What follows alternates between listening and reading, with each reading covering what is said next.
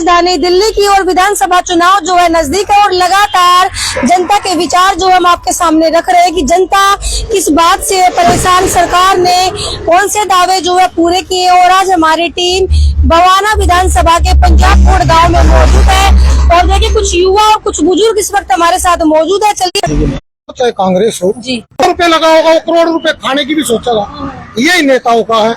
आम आदमी पार्टी के 3 विधायक बने। पहला विधायक था वेद प्रकाश, जिसको हमने 1 लाख से भी ज्यादा वोटों से जितवाया था। वो भरी थाली का लात मार के चला गया। उसके बाद खाली अपनी वोटिंग के लिए, क्योंकि व्यापार करना है ना, राजनीति एक व्यापार हो चुका है और व्यापार को बढ़ावा देने के लिए वही जाता होगा। गांव की तरफ कोई नहीं। ये जैसे ये प्रॉपर गांव है पंजाबकोट, आप इस गली आप देख लो, इस नाले को देखो, मतलब ऐसे बुरे हालात है। रही रोजगार की बात, चाहे मोदी सरकार हो, मोदी सरकार भी चोरे है। कितने बड़े बड़े घोटाले कर दिए मोदी सरकार ने। रोजगार बताओ किसको मिला है? अब तक तो घोटाले में शायद बीजेपी सरकार की बात करें, किसी को कुछ नाम ऐसे आगे आया नहीं है। जिस तरीके मतलब जिनके आए उनका क्या बिगाड़ लिया? आम आदमी पार्टी जिनके आए उनका क्या बिगाड़ लिया? अब अडानी का रहा है, उसका क्या बिगाड़ लेंगे? जिसकी लाठी उसकी भैंस। सुनो मेरी बात ध्यान तो सुनो। भारत के सरताज मंत्री नेहरू जी प्रधान हुए। सरताज मंत्री सबसे पहले भारत के सरताज मंत्री नेहरू जी प्रधान हुए।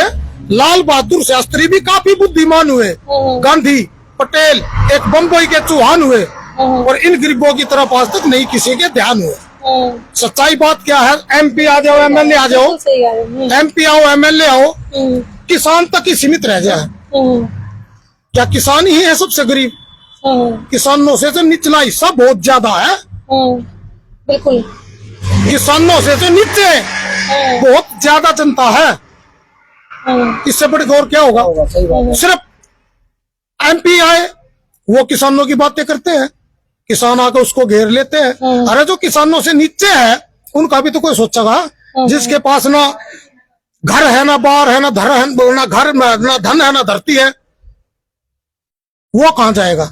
ना रोजगार, ना धन, ना धरती, यहाँ तक के मकान भी नहीं, वे लोग कहाँ जाएंगे? बिल्कुल।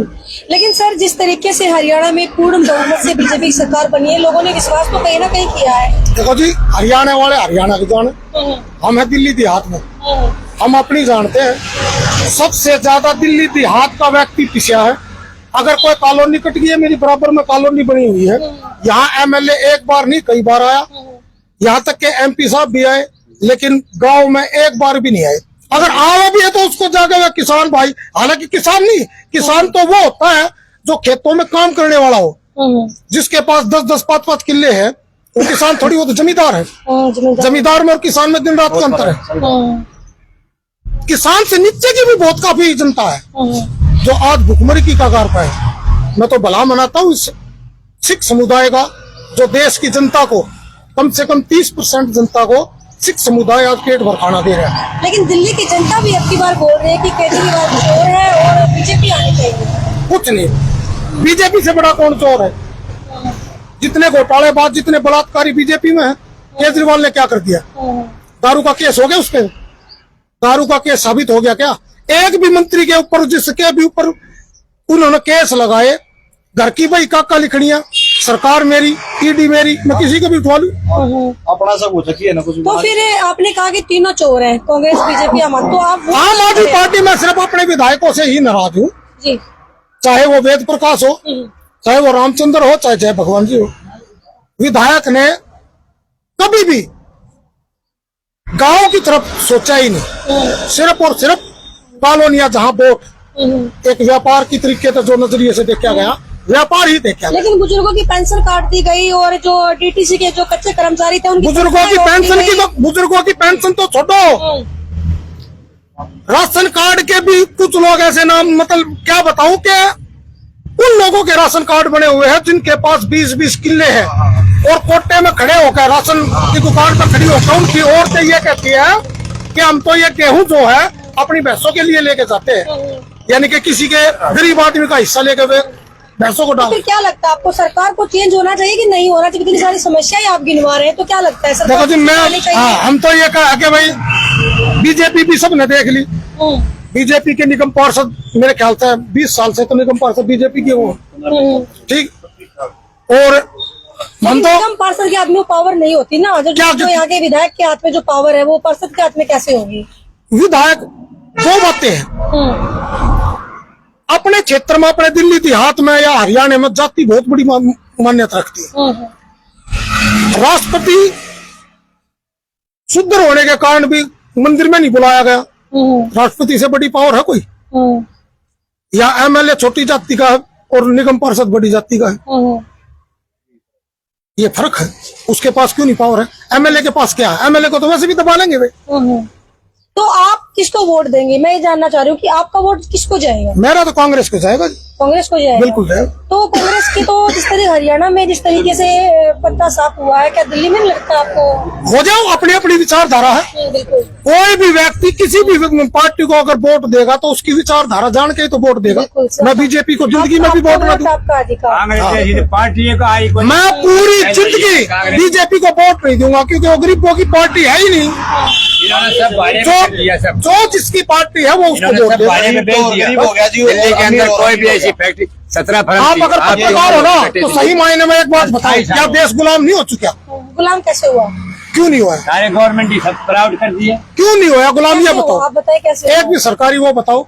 रेलवे में सारी निजीकरण में चला गया, सारे प्राउड डीडीए निजीकरण में चला गया, बिजली विभाग। सरकारी जो महकमा था, सरकारी महकमे होते थे तो आपको नहीं लगता था कि काम थोड़े कम होते थे, कि लोग भी तनख्वाह आ रही है हमारी, हमारा तो जन्म सिद्ध अधिकार है, आपको नहीं लगता कि काम नहीं होते थे? ऐसा कुछ नहीं। ये जिस तरीके की आप बात कर रहे हैं ऐसे पहले भी थे। जब अंग्रेज आए वे भी अंग्रेजों की खूबी गिनाते थे, जैसे आप निजीकरण की खूबी गिना रहे हो। मैं तो निष्पक्ष हूँ, मैंने सरकार का तो नाम ही नहीं लिया। मैं वही बात।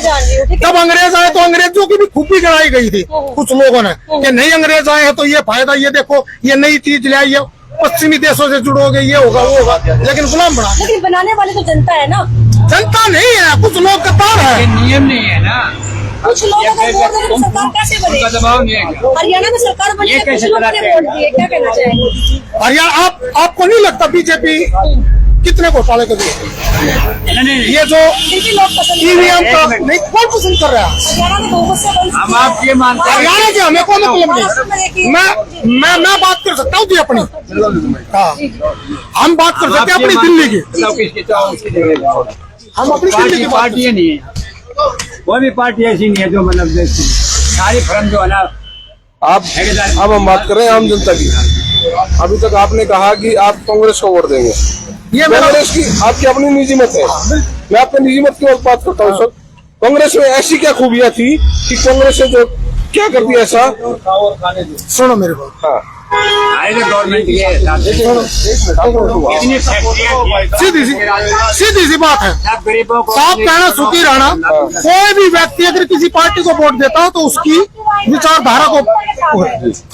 विचारधारा से जुड़ के ही तो वोट दी जाए। कांग्रेस पार्टी आज देश में क्या माहौल हो रहा है, कुछ व्यक्ति हिंदुत्व को उठा रहे हैं। मैंने तो काफी सोशल मीडिया पर भी क्या हिंदुत्व का मुद्दा उठाना गलत है? बिल्कुल गलत है। क्यों? आप एक गांव हिंदू बना के दिखा दो, मैं आपको मान जाऊंगा। हिंदू का अर्थ बता दो मेरे को, आप हिंदू का अर्थ बता दो, मैं आज ही मतलब अपना सब कुछ त्याग कर और भगवान बना होगा। ना तो हम किसी धर्म की बात लेके चल रहे हैं, ना हम किसी जाति को लेके चल रहे हैं। हिंदुत्व ना तो कोई धर्म है ना कोई जाति है। इसमें आप भी समझदार है और हम भी समझदार हैं। मानते हैं इस बात को? बिल्कुल। हिंदुत्व क्या है? एक धर्म है, एक समाज है, क्या है? हिंदू कुछ भी नहीं, हिंदू तो एक राजनीति शब्द है। हिंदुत्व एक राष्ट्र की बात हो रही है? बिल्कुल नहीं, हिंदू शब्द ही राजनीति है। अगर देश की बात करो तो सनातनी बनो। मैं वाल्मीकि जाति से हूँ, सनातनी हूँ। ये ब्राह्मण जाति से है सतवीर पंडित जी, ये सनातनी है। ये खड़े तो बात तो सनातन की चली थी, नहीं तो किसने कहा था? हिंदू ही चल रहा है। एक गांव को हिंदू बना के दिखा दो। मेरा गांव मुसलमानों का था। सुनो मेरी बात। अभी आज भी मेरा गांव भाई साहब मुसलमानों का था। मेरी बात सुनो। 1947 की आग की लपटें जिन लोगों की तक पहुंची है, सिर्फ वे उस दर्द को जानते हैं, अन्यथा कोई भी नहीं। क्या भारत का ऐसा देश नहीं है जहाँ अगर मैं बात करूँ 36 जातियाँ, 36 धर्म और 36 भाषाएं बोली जाती है? बिल्कुल बोली जाती है। बोली जाती है। हाँ। तो क्या देश सनातन नहीं हो सकता? सनातन हो सकता लेकिन हिंदू नहीं हो सकता। अरे भाई साहब, सनातन की बात हो रही थी पहले, नहीं। हिंदुत्व की बात कहाँ थी? हिंदुत्व की बात है। ये आपका मुद्दा लग रहा है, आपके निजी विचार है। मैं वही तो कह रहा हूँ, मेरा निजी, शायद मैं गलत भी हो सकता हूँ, हाँ। शायद मैं गलत भी हो सकता हूँ, ये मेरे निजी लेकिन विचार अगर है। एक समाज की तरफ से चलते हैं तो समाज का सोचना क्या हुआ? क्या वो हिंदुत्व की सोचेगा या सनातन की सोचेगा? मैं तो सिर्फ एक ही बात कहूँ, हाँ। अगर मैं आपको अपने गांव का प्रधान बनाता हूँ। हाँ। मेरे गांव में 36 बिरादरी है, हिंदू भी है, मुसलमान भी है, कुछ सिख भी है, बनिया भी है, चमार भी है, चूड़े भी है, मतलब नाई भी है, ठाकुर, सारी कौम है। सबसे बड़ी होती है मैं इंसानियत। सिर्फ उस बात पर मत जाओ, हाँ। इंसानियत तो है ही नहीं हिंदुस्तान में, तो खूगी बात आती है उसको। मैं आपको अपना इस गांव का प्रधान बनाता हूँ, सभी को हिंदू बना दो, धन और धरती बांट लो, हमें क्या एतराज है? आपके पास 40 किले में मैं भूखा मर रहा हूँ, हिंदू क्यों बना दे? वैसे किस लिए भाई आप ही बात कर रहे हो ना। सनातन की बात कर रहा हूँ सर। सनातन तो चीज ही दूसरी है, सनातन का तो आप ABCD तक भी नहीं पहुंच सकते, XYZ तो बहुत बड़ी बात है, सनातन तो वो चीज है। आपने कहा आपके गांव में 36 बिरादरी है, मेरे गांव में 36 बिरादरी है। आप किसी को प्रधान चुनते हो, हाँ, प्रधान का फर्ज क्या होता है? प्रधान हर किसी की तरफ देखेगा, क्या किसी को बराबर रखे? बिल्कुल बराबर रखेगा। किस तरह? सिर्फ एक नजरिया होता है, मैं अगर प्रधान बन जाता हूँ तो मैं सिर्फ अपनी बिरादरी को थोड़ा ज्यादा फायदा दे दूं, लेकिन देखना पड़ेगा दूसरे की तरफ भी, सबको देखना पड़ेगा। बिल्कुल देखना पड़ेगा। तो बताओ हिंदुत्व कैसे हो सकता एक है? गांव का एक प्रधान एक परिवार के एक मुखिया की तरह होता है, बिल्कुल बिल्कुल। जिसको अपने घर के हर सदस्य को देखना होगा। मुखिया, परिवार का मुखिया तो एक अलग चीज हो गया, वो तो मेरा मतलब एक DNA से संबंधित चीज होगी, लेकिन गांव का प्रधान तो अलग चीज है ना भाई साहब। दोस्तों, सबसे पहली बात, हम किसी धर्म किसी जाति की भावनाओं को ठेस पहुंचाना हमारा मकसद नहीं है, ध्यान रखें। हमारा मुद्दा है इस वक्त जनता की राय लेना और उनके विचार आप तक पहुंचाना। किसी भी भाई को अगर इस बात से दिक्कत होती है वो ध्यान रखें कि हमारा मकसद किसी भी जाति धर्म को भावनाओं को जो है ठेस पहुंचाना नहीं है, ध्यान रखें। जी क्या कहेंगे भाई साहब आप? किसको चुनाव की बार क्या किसको देंगे? देखो जी, हम तो ये कहते हैं, हम तो किसी को नहीं वोट देंगे, हम तो बहिष्कार करते सीधा, कोई काम का नहीं है, सब चोर है, सब चोर है यहाँ पर। जो आता है कोई, देखिए वोट आपका कोई अधिकार है, नहीं, आपका मत आपका अधिकार है। हम तो जी भाई, मैं तो बहिष्कार करता हूँ। कहीं ना कहीं आप एक समाज को देख के, आप अपने परिवार को देख के, अपने गांव को देख के, कहीं ना कहीं तो गाँव में क्या देखे हो? जितनी आपकी उम्र है ना, हाँ जी, उतने साल पहले ये देश जो था हाँ। इंडिया, जी ये दूसरे नंबर पर था। बिल्कुल। उसके बाद यही सातवें में क्यों गया, फिर चौथे में क्यों आया, और क्यों ये जितनी फर्म थी इनमें गरीब और अमीर सब आदमी जहाँ तक के सारी सरकारी नौकरी मिलती थी सबको, बिल्कुल सही बात। इनमें सब लोगों को सारे लोग हरियाणा पूरा प्रदूषण नहीं है, तो आप मेरे से बड़े, वहाँ प्रदूषण नहीं है तो क्या? आप बहुत बड़े हो, हरियाणा फूल खेल लिया करते, आप बहुत बड़े हो। लाखों आदमी काम करते थे। सुनो, आप बहुत बड़े हो मेरे से, आपकी इज्जत करता हूँ। अब मैं दो बातें पूछूंगा सिर्फ, क्या मेरी पढ़ाई मेरा अधिकार है? मेरी पढ़ाई मेरा अधिकार है? अपनी पढ़ाई तो सबका अपना अधिकार है पढ़ाई का, लेकिन उसको अधिकार ना मिले तो बहुत छोटी सी बात है। नहीं, अपनी पढ़ाई का अधिकार ना मिले तो मैं कह रहा हूँ मेरी पढ़ाई मेरा अधिकार है। हाँ। अगर मैं नहीं पढ़ता हूँ तो जो उसका जिम्मेवार ये भाई साहब कैसे हो जाएंगे? नहीं, पढ़े लिखे कितने पढ़े लिखे आजकल तो कह रहा हूँ भाई साहब, आपको जिम्मेदार, अगर मैं नहीं पढ़े पढ़ता लिखे हूँ, की बात करते हो। अगर मैं नहीं पढ़ता हूँ तो क्या उसके जिम्मेवार आप हो? नहीं, आप खुद जिम्मेदार हो। अगर मैं कोई बेरोजगार हूँ, आप मैं मेरे को रोजगार नहीं मिला तो उसके अधिकार आपको जिम्मेवार हो उसके? नहीं, आप खुद जिम्मेदार। एक है नौकरियां भाई साहब है ना? हाँ, पढ़े लिखे को है, अगर नहीं पढ़ना चाहिए तो गलती किसकी है? हैं? वो उन बच्चों की वो है गलती। गलती है ना? हाँ, नहीं या माँ की गलती है, माँ ने नहीं माँ बाप पढ़ाया। की कोई गलती नहीं होती इसमें, अरे माँ बाप की पैसा गलती चलता है, नहीं, माँ बाप जाते हैं। कोई ऐसा नहीं करता कि मेरा बच्चा हमारे पैसा चलता है। हवा में तीर मत छोड़ो, जमीनी सतर पर चलोगे ना। आप भी किसी सुनो, मतलब से आ रहे हैं। स्कूल एक क्लास है, सुनो राजनीति से मतलब सारा दिल्ली इन नेताओं की राजनीति में आपको थोड़े से कम शब्दों में समझाना चाहूंगा। पहली क्लास से 8वीं क्लास तक भाई किसी साहब, सुनो तो एक मिनट मेरी बात सुनो। पहली बात, ना तो मैं किसी नेता के लिए काम करता, मैं तो देश की राजनीति की बात बता रहा हूं। ना मैं किसी पार्टी के लिए काम करता। भाई साहब, मैं देश की सुनो, राजनीति- पहले मेरी बात सुनो। मैं आपके विचार जानने आया हूँ, आपके विचार लेना मेरा काम है। आप दोगे तो आपका अधिकार, नहीं दोगे तो आपकी मर्जी। बिल्कुल बिल्कुल। देखो सुनो मेरे, ठीक है? हम तो सिर्फ एक ही बात जानते हैं भाई। हाँ। मैंने पहले भी कहा और अब भी कह रहा हूँ, जिस पार्टी से मेरी विचारधारा थोड़ी बहुत भी 1%, 2%, 10% मिलेगी, मैं उस पार्टी को वोट दूंगा। चलिए, धन्यवाद। मैं ये जानता हूँ जी। अब की बार किसको वोट है? बीजेपी को। अंकल आप किसको वोट दे रहे हो अब की बार? भाई देने पड़ेगी, मौके की बात है, किसको दें किसको ना दें। चलो किसको भाई साहब अब की बार? मैं किसी को वोट नहीं देता। हाँ जी भाई साहब। कांग्रेस को देते हैं। कांग्रेस क्या हो गया? आपकी बात बड़े नाराज दिखाई दे रहे हैं। नहीं भाई। हाँ जी भाई साहब, किसको दे रहे हैं? कांग्रेस को दे रहे हैं भाई। कांग्रेस को। तो दोस्तों किसको मौके की आप देख सकते हैं लेकिन कुछ साथियों में जो है नाराजगी है, लेकिन नाराजगी के कुछ कारण होते हैं, तो ध्यान रखिए। सबसे पहली बात, हमारा मकसद किसी की भावनाओं को ठेस पहुंचाना नहीं है, लेकिन सच्चाई आप सब तक जो है लाइव वीडियो दे रहे हैं। हम कोई वीडियो एडिटिंग नहीं कर रहे, इसलिए जानबूझकर हम वीडियो एडिटिंग नहीं चलाते, ताकि लोग ये ना कहें कि वो वीडियो में कुछ काटा गया है। ठीक है, तो सभी साथी लगातार ताजा खबरों के लिए जुड़े रहे। नमस्कार, जय हिंद।